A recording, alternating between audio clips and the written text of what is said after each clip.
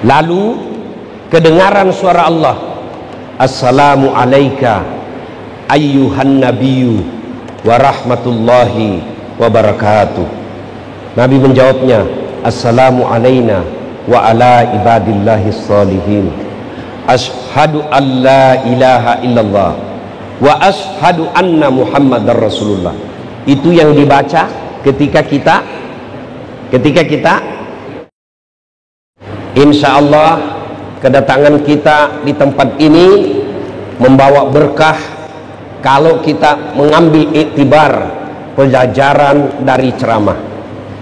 Saya sakit, meskipun begitu saya tidak suka ceramah duduk. Ya, saya sesuaikan saja kemampuan saya. Ibu bapak, saudara-saudara sekalian, 1400 tahun yang lalu terjadilah peristiwa spektakuler di mana diperjalankan seorang manusia dari Masjidil Haram di Mekah ke Masjidil Aqsa di Palestina, lalu naik ke langit pertama sampai langit ketujuh, menuju Sidratil Muntaha, lalu kembali ke dunia dalam waktu yang sangat ringkas. Peristiwa spektakuler ini karena waktunya sangat ringkas, sementara perjalanannya sangat panjang. Hukum fisika, makin jauh perjalanan, makin lama waktu yang dibutuhkan. Tapi kejadian Isra Mi'raj ini, naik ke langit, tapi waktunya sangat ringkas. Dalam Al-Quran Allah jelaskan, subhanalladzi asra bi abdihi lailam minal masjidil harami ilal masjidil aqsa. Ayat ini menjelaskan kejadian Isra Mi'raj itu sebagian malam saja, tidak cukup satu malam, sebagian malam saja. Kalau satu malam dari maghrib sampai subuh, tapi ayat ini dikatakan lailam, sebagian malam saja.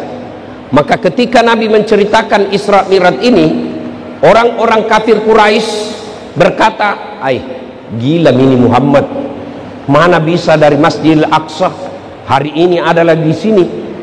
Ternyata mereka lupa bahwa kejadian Isra Mi'raj itu bukan Nabi yang berkehendak, tapi Allah yang punya mau. Coba kita ayat tadi yang dibaca korek kita, subhanalladzi asra bi abdihi, maha suci Allah yang telah memperjalankan hambanya. Apa yang dimaksud memperjalankan? Berarti Allah yang aktif, Nabi Muhammad terima beres. Allah yang punya usaha, Nabi tinggal terima beres. Sama juga kalau saya diundang pergi Jakarta, di ceramah di Jakarta, saya terima beres. Kenapa? Saya diundang. Namanya diundang, maka dijamin semuanya oleh Allah. Maka Allah yang menjamin semua perjalanannya dari Masjidil Haram ke Masjidil Aqsa. Pertanyaannya, kenapa mesti ke Masjidil Aqsa? Kan bisa aja orang dari Mekah naik ke langit, ya kan? Bisa dari Mekah langsung ke langit. Kenapa ke Palestina lagi? Sama tong kita, kalau di sini kan boleh langsung ke Jakarta direct. Kenapa ke Surabaya dulu? Kenapa mesti ke Palestina dulu? Allah jawab dalam Al-Quran, linuriyahu min ayatina. Allah ingin memperlihatkan sebagian dari tanda-tanda kebesaran kami. Kata Allah, apa saja yang Allah perlihatkan dari sekian chapter-chapter kehidupan, sifat-sifat kehidupan, tidak semua Allah paparkan dalam Isra Mi'raj, hanya sebagian saja untuk menjadi iktibar pelajaran bahwa ini kejadian bahaya. Apa itu? Pertama, ada orang Pak menanam, langsung tumbuh, langsung panen, tumbuh lagi, tanam, langsung panen. Ada kira-kira Bapak tahu tanam langsung panen? Kalau di kampungku tanam gagal panen. Ini tanam langsung panen. Nabi bertanya, Jibril, siapa pula itu Jibril? Itu umatmu yang rajin bersedekah. Nah ibu-ibu, bu, yang banyak emasnya, Belajar ki sedekah ibu. Dik, yang ada emas berliannya ibu, bawa ki sedekah. Kalau kita kaya, jangan pakai yang asli, yang palsu mau saja. Karena enaknya itu orang kaya biar palsu, nah bilang asli. Ah, masa palsu tahu orang kaya itu. Beda kita orang miskin, sudah asli nah bilang, di mana tuh dapat itu palsu gitu. Iya toh? Maka ibu-ibu yang ada di dalam sini, gunakan harta untuk fisabilillah. Masuk Ramadan nanti, Ustadz, saya tidak bisa sedekah banyak-banyak. Nasi satu bungkus bila, nasi campur kita bikin, bawa ke masjid, tulis silakan nikmati. Ternyata yang makan penghafal Quran. Selama dia menghafal Quran, selama itu yang kirim makanan dapat. Ibu-ibu, kalau mati siapa pakai emas ibu? Kalau meninggal ibu siapa pakai emas? Istri kedua. Meninggal ibu toh, nak ambil mitu emas tak, nak ambil cincin tak, susah keluar, nak kasih pakai sabun. Sudah itu nambil lagi gelang tak. Ini dulu waktu kita pi umroh sayang, emas Dubai ku belikan ki. Sudah nak ambil lagi kalung tak. Ini dulu ulang tahun pernikahan tak. Terakhir nak kasih cabut juga gigi palsu tak. Sudah itu dia simpan baik-baik, masuk di lemari. Dia bungkus, menangis dia. Kasihna, ana masih gak musalaika. 3 bulan kemudian ketemu janda. Oh, tamangisi mana dulu? Nah kasih itu emas tak. Nah bilang, dek, ini emasku, istriku punya tapi mati nih. Pakai ini. Maka ibu, daripada nak pakai istri kedua, mending sedekah. Adek-dek, kenapa kau susah cari kerja? Karena malas kau sedekah. Tolong tunjukkan saya di sini yang bangkrut gara-gara sedekah. Ada kita kenal bangkrut gara-gara sedekah? Ada? Yang bangkrut itu narkoba, judi, selingkuh. Tidak ada orang gara-gara sedekah dia bangkrut. Cari orang yang bangkrut gara-gara sedekah. Bapak-bapak, itu harta kalau masuk ke kubur, ya, 3 yang bisa menolong. Satu diantaranya sadaqatun jariyah, bersedekah. Adik-adik, sedekah tidak harus duit. Sedekah boleh dalam bentuk kau aktif di masjid. Ada pembangunan masjid, kamu tahu menggambar, kamu sumbangkan gambarmu sebagai arsitek. Adik-adik, kamu punya komputer di masjid, ada mau undangan dikirim, kamu ketik, itu sumbanganmu. Bapak-bapak, sedekah. Orang sedekah, 1, umur panjang. 2, tertolak dari bencana. 3, panjang umurnya. Coba lihat, sebaliknya orang pelit, seke. Coba kalau orang dermawan pak, pergi dikubur, singgah ki dikubur, baik kita ini ustaz, waktu hidup ki selalu kirim burasa di masjid, selalu kirim kue di masjid, doakan ki. Padahal sudah 5 tahun meninggal, orang masih mengingatnya. Sebaliknya, kalau pelit, jangankan mati, masih hidup ki saja nak doakan ki orang sial. Lewat mobil tak nang, tabrakan lalu, sikit dulu. Kukira tu mau kan ambil, ternyata nak kelas sonja. Bapak-bapak yang punya mobil, sedekahlah. Sedekah apa? Jemput ke ustaz penceramah kalau ada takziah dekat rumah. Itu sedekah. Adik-adik, sedekah bermula dari kecil, insya Allah Allah ganti berkali-kali lipat.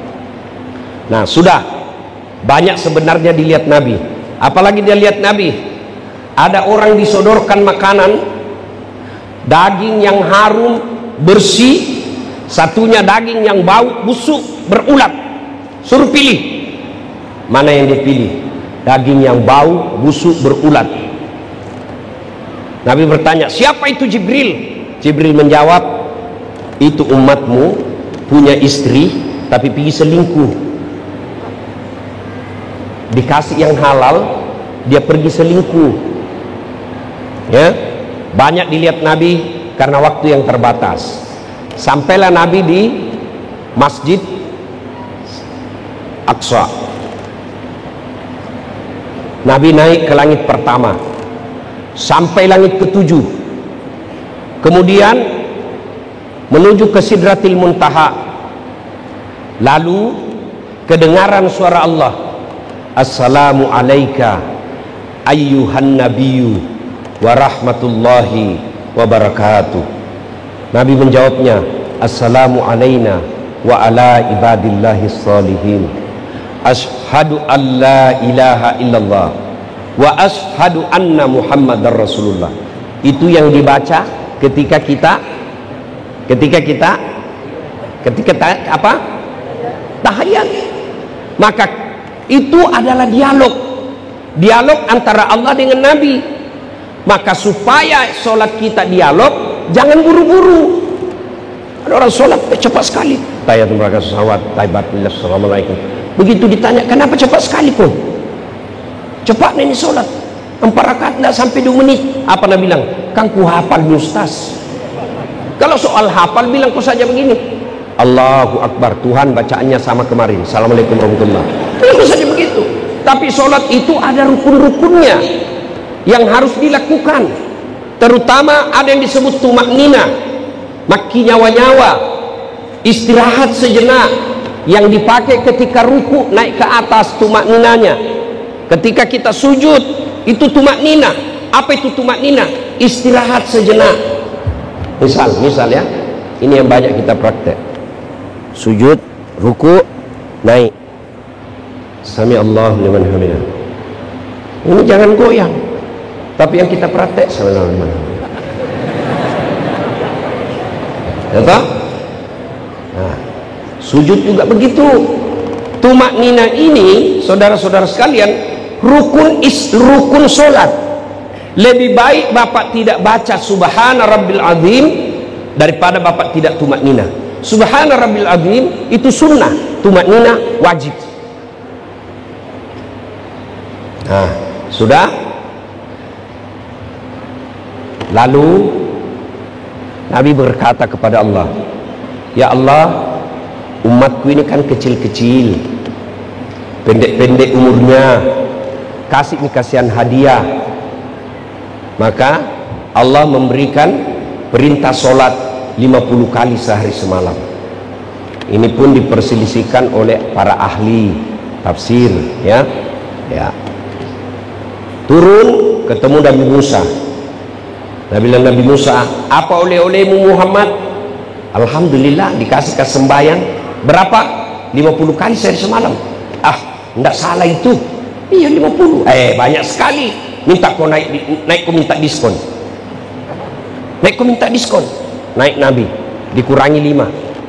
Turun lagi, kata Nabi Musa, masih banyak, naik kau lagi. Setiap kali naik dikurangi 5. Terakhir tinggal 5. Nabi Musa bilang, masih banyak itu bos. Nabi Muhammad kelihatan cerdasnya. Setiap sekali naik dikurangi 5. Kalau naik lagi ini, tidak ada yang ku dapat. Ternyata apa yang dikhawatirkan Nabi Musa betul adanya. Bagaimana misalnya jadi 50 kali sehari semalam Pak? Tidak ada kesempatan jadi caleg. Sembahyang mami terus diurus. Keluar ke rumah, hayya 'alas shalah, sembahyang lagi. Keluar ke lagi, hayya 'alal falah, sembahyang lagi. Alhamdulillah, meskipun tinggal 5, nilai keutamaannya sama 50. Nah, ini intinya. Nabi kan waktu Isra Mi'raj disebut tahun duka cita. Ibu-ibu, kalau maulidnya Nabi disebut tahun gajah. Kenapa disebut tahun gajah? Ada pasukan gajah Abraha. Kalau Isra Mi'rajnya Nabi disebut tahun duka cita. Kenapa tahun duka cita? Ada 2 orang yang meninggal sangat mencintai Nabi dan dicintai Nabi, meninggal pada tahun yang sama. Siapa? Abu Talib dan Siti Khadijah. Sampai Nabi bersabda, sedih sekali ditinggal istrinya. Nabi bersabda, itu ciri-ciri wanita penghuni surga. Bu, halo Bu, kalau besok-besok lebih dulu kita meninggal Ibu, besok misalnya toh, besok mau diapa pasti kita meninggal, lebih dulu kita meninggal. Nah suami tak berduka terus, kenapa cepat sekali istriku, meskipun suka ngomel tapi saya sayang dia, rasanya tidak bisa mak teruskan hidupku. Itu ciri-ciri penghuni surga Ibu. Tapi kalau sebaliknya, begitu ibu meninggal suami tak masuk kamar berteriak merdeka. Bu, ibu, bu, mau ki gampang masuk surga? Mau ibu? Mau? Taati suami. Banyak jalan menuju surga Ustadz, betul banyak, tapi macet. Harus kita tahajud, harus Senin Kamis, tadarus, duha. Tapi kalau taat sama suami, gampang dia masuk surga. Kata Nabi, barang siapa seorang perempuan mendirikan sholat, dia jaga harga dirinya, dia taati perintah suaminya, dan dia jaga keluarganya, kata Nabi, tadkhulul jannati bisalam, silakan kau masuk surga dengan penuh kebahagiaan. Maka bapak-bapak, kalau kuliah kisah model ini Pak, takut semua aja kisah cerita. Pak, kalau ada istri suka menunjuk-nunjuk perintah-perintah, begini kok, jangan kau panggil sayang, nggak cocok dipanggil sayang itu, panggil coach, pelatih. Ibu, kalau ibu mau gampang masuk surga, taati suamimu. Datanglah seorang sahabat melapor sama Nabi, ya Rasulullah, tetanggaku keterlaluan, mulai sakit sakaratil maut sampai dimakamkan ibunya, 3 kali saya datang panggil, tidak datang nih. Kenapa bisa? Katanya dipesan suaminya, jangan keluar rumah sebelum saya pulang dari cari nafkah. Pergilah suaminya, datang tetangganya memanggil, datang ki lihat mama tak sakit iko dong. Dia bilang apa? Mau sekali kak pergi sana tapi suamiku belum pulang. Sakaratil maut datang lagi, madan itu matua mulukum nitai. Tak dampangan ngak kesi, belum pi pulang suamiku. Terakhir dimakamkan, tidak datang lihat. Yang memanggil ini, utusan ini, lapor sama Nabi, ya Rasulullah, keterlaluan itu, 3 kali saya panggil tidak datang. Katanya dipesan sama suaminya, jangan keluar rumah sebelum saya pulang. Mendengar ini apa kata Nabi? Alhamdulillah, diampuni ibu yang wafat karena punya anak yang taat sama suami. Ibu-ibu, kalau mau kita masuk surga dengan gampang, baik-baik sama suami tak. Suamiku Ustaz tidak sembahyang, bukan urusan tak. Suamiku Ustaz Pabotoro, dia tanggung dosanya. Itulah enaknya perempuan dalam Islam. Kita tidak tanggung dosanya suami, beda suami dia tanggung dosanya istrinya. Ku anfusakum wa ahlikum nar. Bagaimana caranya jadi istri yang solehah ibu? Jangan pernah keluar rumah suamimu sebelum kau saling minta maaf. Tuh, ini sekarang banyaknya cara mati aneh-aneh. Bagaimana kalau kita keluar tadi malam bertengkar sama istri, pulang sudah dalam keadaan jenazah? Pasti ibu bapak tidak akan menerima kesalahannya. Setiap mau keluar suami tak ibu minta maaf kita juga Pak hormati istri tak. Bagaimana cara menghormati istri? Pak, mau kita tahu kenapa itu istri suka marah-marah? Mau kita tahu Pak? 1, tidak pernah kau puji. Maka puji itu istri. Biar bohong boleh. Ya bu toh, cantikmu sayang, makin cantik kau lihat. Biar dia tahu kita bohong, nggak suka tonji.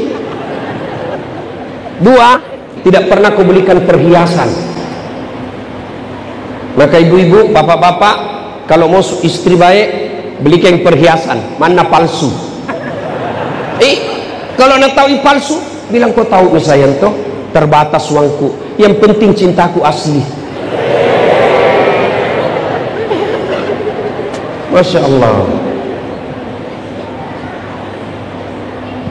Rumah tangga suami istri baik.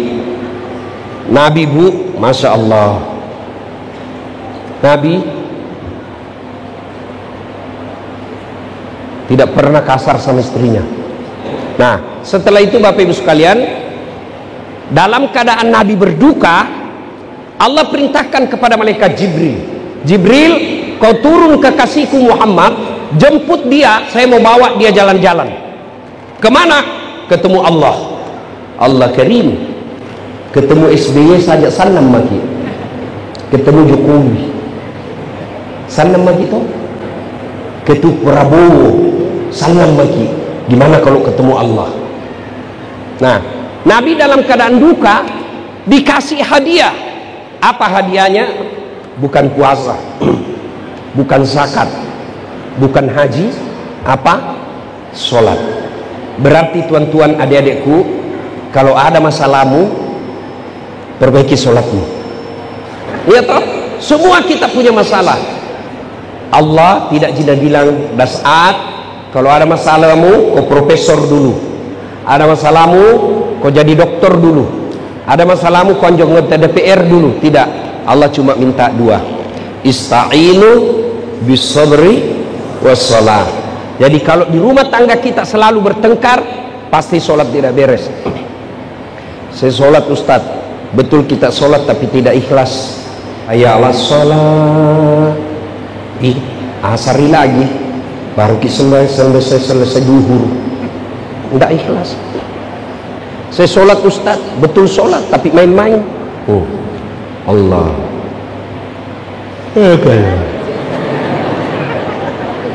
ada orang sholat pakai tidak semangat ketemu Allah, mulai takbirnya kayak main-main.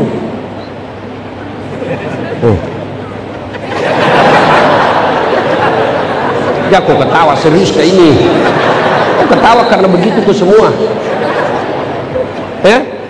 Jadi kalau ada masalah, pasti sholat kita tidak beres. Apa susahnya Allah kasih selesai masalahmu? Kecil buat Allah, penting sembahyang. Sembahyang ya Ustaz, kenapa paling tidak nak kasih ke Tuhan apa yang saya mau? Berarti apa yang kita minta tidak baik. Masih ingat Ki 2014? Pilwali Makassar, ikut toh nggak toh? Toh? Kalah? Tidak, cuma yang menang lebih banyak suaranya. Oh Allah tahu, jamak Ustaz, kalau kau jadi pejabat setengah mati kau hormat. Siapa jenderal?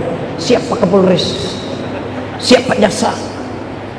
Saya jadi ustaz, mereka semua yang hormat sama saya. Jadi perbaiki sholat, ya. Insya Allah sholat baik, kecil bagi Allah memperbaiki hidup kita. Bapak Ibu saudara-saudara sekalian, ini saja tausiah kita pada taklim kita kali ini.